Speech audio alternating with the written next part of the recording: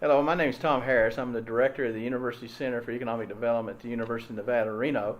This is a podcast that's part of a Nevada Economic Development Conference that happened here on September 21st and 22nd.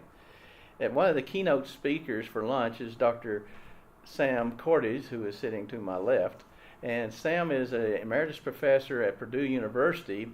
I've known Sam for many years. He's been in the department head of agriculture economics at University of Nebraska and at the University of Wyoming, has done a lot of work in rural economic development and is aware of rural economic challenges and also in the West, the unique things. In Sam's luncheon address, he had 9 nuggets or keys for future success. We won't cover all of those. We're only going to cover about 4 or 5. And so, Sam, I was going to let you address one of the first nuggets, which will be one of the first slides you'll see, is that we have to think in terms of assets and not liabilities. What do you mean by that? Yeah. Sure. Well, first let me say it's a pleasure to be here on campus and spend time with you again, Tom. But there's always typically a tendency to start looking at the problems and the issues, and without being Pollyanna-ish, it's really important to look at the assets that a community or a region has. And this whole idea was pioneered in actually urban Chicago when a couple of people at Northwestern University started working in the impoverished areas of Chicago, and they found, as on the surface, it looked like it was really a bad situation, but when they started working within the community, they found that there's lots of assets. The people had hidden skills and talents. The local churches, the schools, and so on were provided a convening place for people to discuss the issues and so on. And so moving from the idea that we should focus just on our deficiencies and always look to the outside to some savior to take care of things, we've shifted our thinking a lot more these days to let's identify and mobilize our assets, build internally from our own strengths, and go from there. And oftentimes those assets need to be, they need to be identified, but then they need to be mobilized. And many of the rural areas often too, they really think of their liabilities, but they have many assets. Oh, absolutely. It's the assets of everything from natural assets in terms of the landscape to the people, to the inventive spirit of people in rural areas. So it's better to think about the glass being half full instead of half empty. But if you take the deficiency approach and focus only on your liabilities, it gets pretty depressing, and you don't go very far. One of his other nuggets, as Sam talks about, is spending versus investments. What do you mean by that? Well, in business, of course, it's well known that businesses have to invest to become more productive, more efficient, and so on. And when we think of communities and regions, we also need to invest. But much of that gets into the public sector, and there's a huge amount of lack of understanding between the difference between public investment and public spending. When we spend, in the case of federal dollars, on Social Security, on Medicare, on farm program payments, and so on, there's good reasons to do that, very good reasons to do that in terms of societal ethics and norms and so on. But that's not investment. It's not going to make our economy, our communities, any more productive. Investment, on the other hand, we're looking at our schools, we're looking at infrastructure, we're looking at transportation. In rural areas, which you mentioned, information technology, having world-class IT is absolutely essential these days, in the same way that interstate highways and so on have been essential. So people get very concerned about public expenditures, and that's fine, that's fair enough. But when they get concerned, they need to separate out what is spending from what is investment and realize that the investment actually increases the capacity and the productivity of our economy in areas of it that I've mentioned: infrastructure, IT, education, and so on. I agree. I mean, people have talked about that our slow economy, GDP, is that maybe our lack of productivity. And even in rural areas, the more productive we have of our people, the better our economies will be. Yeah, absolutely. We have to invest in order to improve our productivity. The other nugget Sam brought up, and I think is very apropos in the state of Nevada, we have many areas here in western Nevada, especially Douglas County and South Lake Tahoe, where people have lots of money, one of the highest per capita income. And one of the areas he talks about is community philanthropy. Could you expand on that?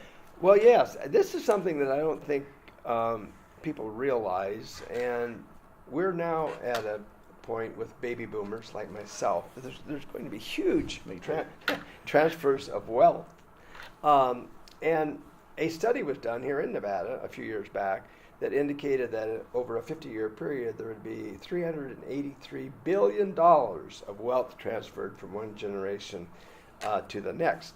This represents, we know that most of that is going to go to families and charitable causes. But in some states, they've been successful in getting those folks that have wealth that they're going to be transferring to their heirs and charitable causes to at least consider taking a few percentage points and dedicating it to a community foundation for the betterment of the community or the region.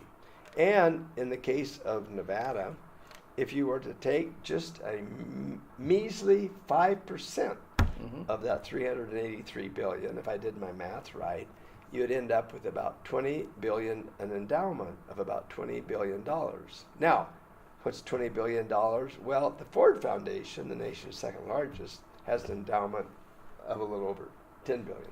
So it would be like having two Ford Foundations in Nevada with those resources dedicated to regional and community improvement and so on. If those wealthy folks that you're talking about would consider just a small proportion of that being rolled into a community philanthropic foundation.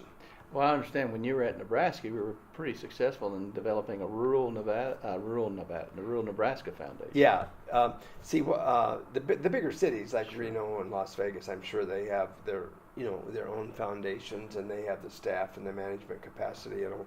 But smaller communities where there's a lot of wealth too don't have the resources to establish a community foundation in some small town, maybe like Wells or something like that. I don't know, maybe Wells does have one. But so what we did at Nebraska, which also has a lot of small communities, we created an umbrella foundation, and then each community sort of has its own savings account within that, and so that each community didn't have to invest in the legal and the tax and everything like that, which would have been prohibitive, board of directors and all that.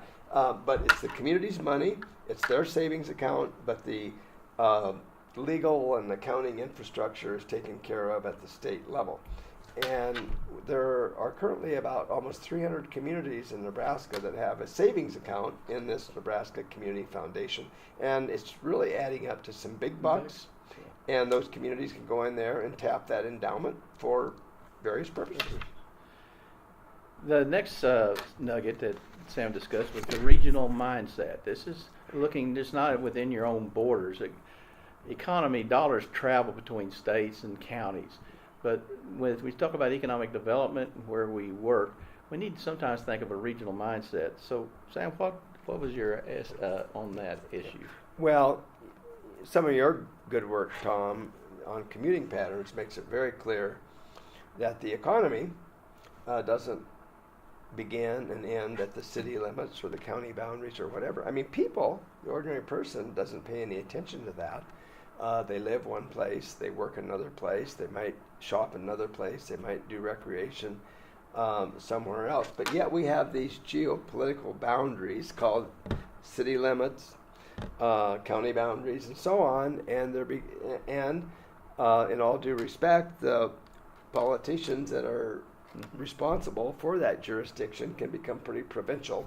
And we know that the economy will be better off in many, many cases if we can forget about those artificial boundaries, which people travel over every day, many, many times, and think more about the regional assets and how they can be linked and leveraged together to support a more robust regional economy. But this gets into issues of turf.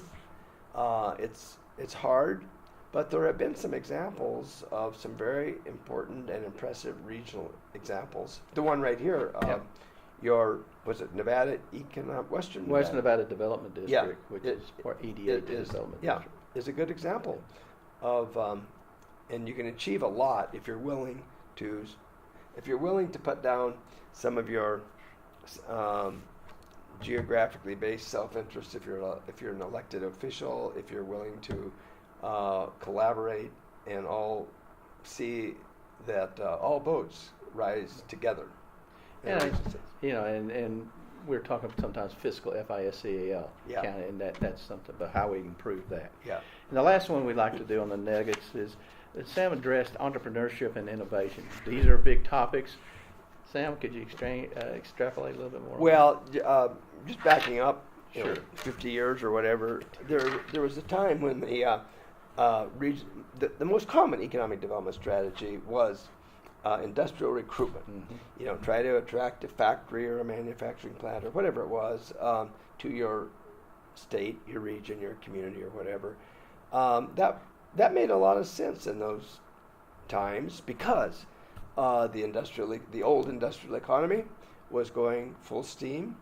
There were a lot of plant expansions and all those kinds of things, and perhaps most importantly, there wasn't global competition from low-cost competitors, namely other countries. So most people, almost everyone, agrees that the real comparative advantage of our economy today, and the economic development strategy that follows from it, is basically around entrepreneurship, innovation, and the knowledge economy, and the idea that we need to grow and create new businesses instead of trying to steal businesses from some other community or some other state or whatever is really a much more important way to go. And the kinds of businesses that seem to be especially important, or they're sometimes called gazelles. They're sometimes called second stage companies. These are companies that have gone beyond the startup, but they're still small, relatively small, maybe 5 to 10 employees. And they're poised, many of them, for future growth. And there are ways in which resources can be provided to those companies to help them grow and expand. And in the process of doing that, the job creation that gets associated with that is really a lot larger. We always think of the big job creation associated with these monstrosities. If you look at the data, it's really these second stage companies as they grow. And so entrepreneurship is very important.